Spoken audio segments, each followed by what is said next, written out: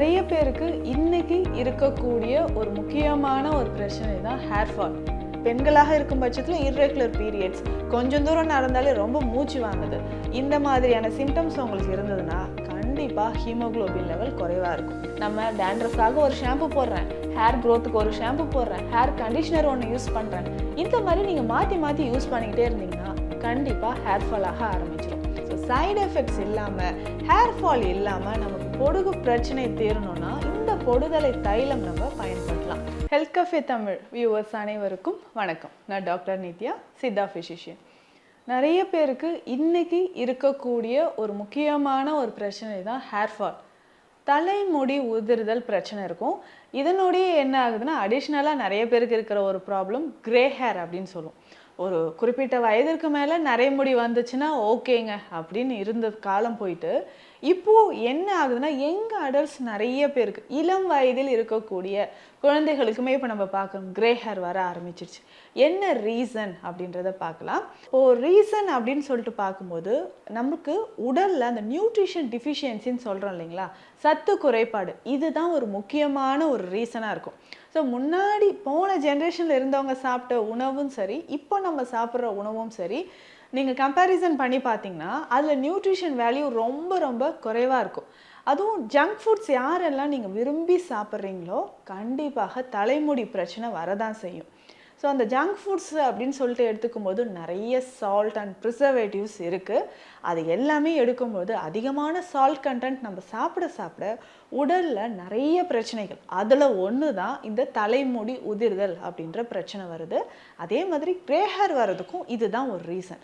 அப்போது நம்ம என்ன பண்ணணும், இந்த ஹேர் ஃபாலிக்கல்ஸ் அப்படின்னு சொல்கிறோம் இல்லைங்களா, இதை நம்ம ஸ்ட்ரென்தன் பண்ணணும். ஹேர் ஃபாலிக்கல்ஸை ஸ்ட்ரென்தன் பண்ணுறதுக்கு எந்த மாதிரியான விஷயங்கள் நம்ம ஃபாலோ பண்ணணும்னு தெரிஞ்சுக்கோங்க. ஃபஸ்ட்டு நம்ம ஃபாலோ பண்ண வேண்டிய விஷயம் டயட். அதுலேயும் அயன் டிஃபிஷியன்சி இருக்கான்றதை தெரிஞ்சுக்கணும். பெரும்பாலும் இன்றைக்கி நிறைய பேர் உங்களுக்கு பார்த்தீங்கன்னா அயன் டிஃபிஷியன்சி இருக்கும். அதாவது நிறைய பேருக்கு ஹேர் ஃபால் ஒரு சிம்டமாக இருக்கும். அதுக்கப்புறம் நெயில்ஸ் ரொம்ப ரொம்ப பிரிட்டிலாக இருக்கும், உடையிற மாதிரி இருக்கிறது, ஸ்கின் ரொம்ப ட்ரை ஆகிறது, பெண்களாக இருக்கும் பட்சத்தில் இர்ரெகுலர் பீரியட்ஸ், கொஞ்சம் தூரம் நடந்தாலே ரொம்ப மூச்சு வாங்குது, இந்த மாதிரியான சிம்டம்ஸ் உங்களுக்கு இருந்ததுன்னா கண்டிப்பாக ஹீமோகுளோபின் லெவல் குறைவாக இருக்கும். ஹீமோகுளோபின் லெவல் குறைவாக இருந்தால் தலைமுடி உதிர்ந்துக்கிட்டே இருக்கும். அதற்கு அடுத்தது பார்த்தோம்னா லிவர். ஸோ கல்லீரல் தொடர்பான பிரச்சனைகளோ, லிவரில் நிறைய டாக்ஸின்ஸ் இருந்தாலோ, அடுத்ததாக பிளட்டில் நிறைய டாக்ஸின்ஸ் இருந்தாலோ, இல்லை நீண்ட நாளாக உங்களுக்கு கான்ஸ்டிபேஷன் பிரச்சனை, மலச்சிக்கல் தொந்தரவு இருந்தாலோ தலைமுடி உதிர்தல் அப்படின்ற பிரச்சனை இருக்கும். ஸோ இது எல்லாமே உங்களுக்கு கரெக்டாக இருக்கான்னு செக் பண்ணிக்கோங்க. இதில் ஏதாவது ஒன்று நீண்ட நாளாக இருந்துச்சுனாலும் தலைமுடி உதிர்தல் இருந்துக்கிட்டே இருக்கும். நம்மளுடைய மைண்ட் செட் எப்படி தெரியுமா, எல்லாருக்கும் இந்த ஆயில் யூஸ் பண்ணலாமா, இந்த ஷாம்பு யூஸ் பண்ணலாமா, இந்த கண்டிஷ்னர்லாம் யூஸ் பண்ணால் ஹேர் ஃபால் எனக்கு குறைஞ்சிரும் அப்படின்னு நம்ம நினச்சிட்ருக்கோம். அதுதான் மிகப்பெரிய தவறு. நீங்கள் ஷாம்பு யூஸ் பண்ணுறது இல்லை, ஆன்டி டேண்ட்ரஃப் ஷாம்புன்னு ஒன்று இருக்குங்க, அதில் கிளியராக போட்டிருப்பாங்க, அதில் இருக்கக்கூடிய கெமிக்கல்ஸ் எல்லாம் படித்து பாருங்கள். கண்டிப்பாக நம்ம ஹேர் க்ரோத்துக்கு எந்த வகையிலும் அது யூஸ்ஃபுல்லாக இருக்கவே இருக்காது. ஸோ அதில் இருக்கக்கூடிய கெமிக்கல்ஸ் எல்லாமே பெரும்பாலும் எல்லா க்ளீனிங் ப்ராசஸ் பண்ணுறதுக்காக நிறைய ப்ராடக்ட்ஸ் இருக்குது இல்லைங்களா, எல்லாத்துலேயுமே ஆட் பண்ணியிருப்பாங்க.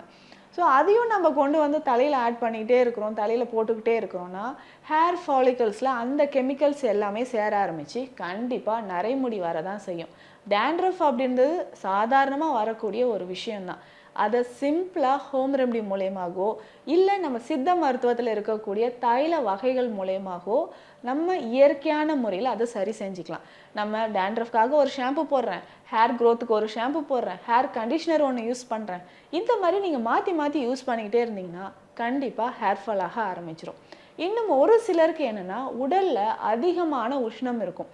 அந்த பித்ததோடம் அப்படின்னு சித்த மருத்துவத்தில் சொல்லுவோம். பித்தம் அதிகரித்து இருந்தாலே தலையில் நமக்கு உஷ்ணம் அதிகரிக்கும். தலையில் உஷ்ணம் அதிகரிச்சதுன்னா அடுத்தது ஹேர் ஃபால் வர ஆரம்பிச்சிடும். ஸோ இந்த விஷயங்கள் எல்லாம் நம்ம கரெக்டாக ஃபாலோ பண்ணிக்கிட்டே வரும்போது ஃபுட்டை பொறுத்த வரைக்கும் நம்ம செய்யக்கூடிய தவறு நேரம் கடந்து சாப்பிட்றது, அதுவும் நான் முன்னரே சொன்ன மாதிரி இந்த ஜங்க் ஃபுட்ஸ் எல்லாம் திரும்ப திரும்ப சாப்பிட்டுக்கிட்டே இருந்தீங்கனாலும் ஹேர் ஃபால் வரும்.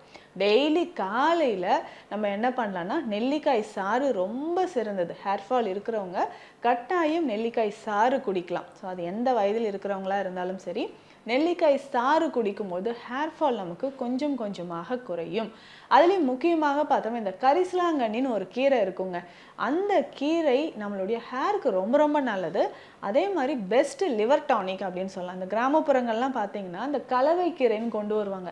அதில் இந்த கரிசலாங்கண்ணி கீரை இருக்கும், பண்ணைக்கீரை இருக்கும், பொன்னாங்கண்ணி இருக்கும். இந்த கீரைகள் எல்லாமே சாப்பிடும்பொழுது நமக்கு தலைக்கு தேவையான அந்த நியூட்ரிஷன் எல்லாமே கிடைக்க ஆரம்பிச்சிடும். நிறைய பேருக்கு ஹேர் ரொம்ப ட்ரையாக இருக்குன்னு சொல்லுவாங்க, ஸ்ப்ளிட்டன்ஸ் நிறைய இருக்குது. ஸோ இது எல்லாமே சரியாகணும்னா இந்த கீரை வகைகள் நமக்கு ரொம்ப ரொம்ப ஹெல்ப்ஃபுல்லாக இருக்கும். இந்த கரிசலாங்கண்ணி கீரையை நம்ம என்ன பண்ணலாம் பவுடராக? ஸோ சித்த மருத்துவத்தில் இது கரிசலாங்கண்ணி கற்பம் அப்படின்ற ஒரு மருந்தே இருக்குது. ஸோ ரெகுலராக இது குழந்தைகள்லேருந்து பெரியவர்கள் வரைக்கும் நம்ம சாப்பிட்டுட்டு வரலாம்.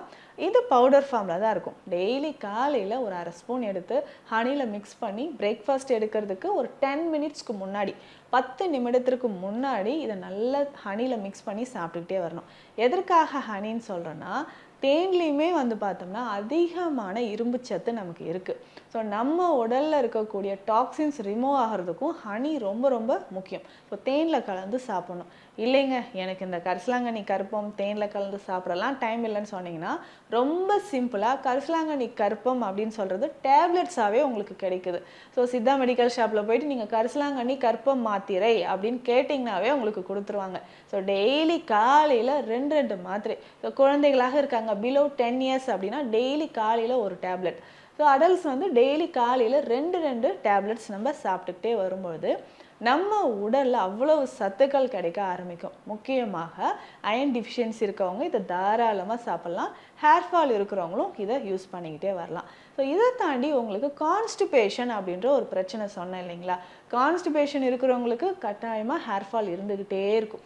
இதற்கு டெய்லி நைட் என்ன பண்ணலான்னா நிலாவரை சூர்ணம் ரொம்ப பெஸ்ட்டாக இருக்கும். நிலாவரை சூர்ணம் எடுக்கிறதுனால இன்னொரு பெனிஃபிட் என்னன்னு பார்த்தீங்கன்னா வெயிட் லாஸ் ஆக ஆரம்பிக்கும். ஸோ வெயிட் லாஸ் ஆகணும், நமக்கு கான்ஸ்டிபேஷன் ப்ராப்ளம் இல்லாமல் இருக்கணும்னா ரெகுலராக டெய்லி நைட் நீங்கள் நீலாவரை சூர்ணம் பயன்படுத்தலாம். இது ஒரு 2 கிராம் அளவுக்கு ஹாட் வாட்டரில் மிக்ஸ் பண்ணி டெய்லி நைட் நம்ம சாப்பிட்டுக்கிட்டே வரும்பொழுது கொஞ்சம் கொஞ்சமாக நமக்கு இந்த கான்ஸ்டிபேஷன் ப்ராப்ளம் இல்லாமல் இருக்கும். ஸோ அதுக்கப்புறம் ஹேர் க்ரோத் நமக்கு நல்லாவே வர ஆரம்பிக்கும். நிறைய கெமிக்கல்ஸ் இருக்கக்கூடிய ஷாம்பு யூஸ் பண்ணுறதை அவாய்ட் பண்ணிக்கோங்க. இதை தாண்டி இந்த அரப்பு பொடின்னு சொல்லுவாங்க இல்லைங்களா? இதில் வந்து பார்த்தோம்னா ஷேக்காக இருக்கும், அந்த அரப்பு பொடி இருக்கும். ஸோ இது எல்லாமே சேர்த்து இதனோட வெட்டி வேர், விளாமிச்சி வேர், அந்த பச்சை பயிறு, கார்போக அரிசி, அதுக்கப்புறம் ஆவாரம் பூ, இது எல்லாமே சேர்த்து செய்யக்கூடிய இயற்கையான அந்த ஹேர் வாஷ் பவுடர் நம்ம யூஸ் பண்ணும்போது கொஞ்சம் கொஞ்சமாக நமக்கு ஹேர் ஃபால் குறைய ஆரம்பிக்கும். இதில் டேண்ட்ரஃப் இருந்தாலும் இந்த பொடியை நம்ம யூஸ் பண்ணிட்டு வரலாம். சித்த மருத்துவத்தில் பார்த்தோம்னா இந்த பொடுதலை தைலம்னு ஒரு தைலம் இருக்கும். ஸோ அது பேர்லேயே இருக்குது பாருங்கள், பொடுதலை தைலம். பொடுதலை அப்படின்ற ஒரு மூலிகையும் இருக்குது. ஸோ தலையில் இருக்கக்கூடிய அந்த டேண்ட்ரஃப்க்கு ரொம்ப சிறப்பான ஒரு மூலிகை. ஸோ சைடு எஃபெக்ட்ஸ் இல்லாமல் ஹேர் ஃபால் இல்லாமல் நமக்கு பொடுகு பிரச்சனை தீரணும்னா இந்த பொடுதலை தைலம் நம்ம பயன்படுத்தலாம். ஸோ இது வாரத்திற்கு ஒரு 2 முறை தைலம் தலையில் நல்லா அப்ளை பண்ணிவிட்டு வெந்நீரில் தலைக்கு குளிச்சுக்கிட்டே வரும்பொழுது டேண்ட்ரஃப் நமக்கு காணாமல் போகுது. இது மட்டும் இல்லாமல் ஸோ அதிகமாக உப்பு சேர்த்து சாப்பிட்றது, ஸ்வீட்ஸ் நிறைய சாப்பிடுவாங்க இல்லைங்களா? இந்த மாதிரியான ஃபுட் ஹேபிட்ஸ் இருந்ததுன்னா இது எல்லாமே அவாய்ட் பண்ணிக்கோங்க. நம்ம ஃபுட்டில் நிறைய ப்ரோட்டீன் இருக்கணும், கால்சியம் இருக்கணும், அயன் இருக்கணும். ஸோ இது எல்லாமே சேர்ந்து இருக்கும்போது தான் ஒரு ஹெல்த்தியான ஹேர் க்ரோத்துக்கு இது நமக்கு வழிவகுக்கும்னு சொல்லலாம். ஸோ டயட்டில் இது எல்லாமே நீங்கள் சேஞ்சஸ் பண்ணிட்டு வரும்போது நமக்கு ஹேர் க்ரோத் நல்லாவே இருக்கும். இன்னொரு முக்கியமான விஷயம் இரவு உறக்கம். ஸோ நைட்டில் நல்லா தூங்கணும். ஸோ யாரெல்லாம் நைட்டு ரொம்ப நேரம் கண் விழிச்சு இருக்கமோ கண்டிப்பாக உடலில் அந்த அனல் அதிகரிக்குது. அனல்னு சொன்னால் பித்தம் அதிகரித்து திரும்பவும் ஹேர் ஃபால் ஆக ஆரம்பிச்சிடும். ஸோ இந்த மாதிரியான விஷயங்களை நம்ம ஃபாலோ பண்ணிகிட்டே வந்தோம்னா ஹேர் ஃபால் அது மட்டும் இல்லை, கிரே ஹேர் நிறைய பேருக்கு இருக்கக்கூடிய இந்த நரைமுடி பிரச்சனையும் கொஞ்சம் கொஞ்சமாக குணமாகும். ஸோ இந்த பதிவில் நான் சொல்லியிருக்கக்கூடிய விஷயங்கள் உங்களுக்கு யூஸ்ஃபுல்லாக இருக்கும்னு நினைக்கிறேன். மீண்டும் அடுத்த பதிவில் சந்திக்கலாம். நன்றி.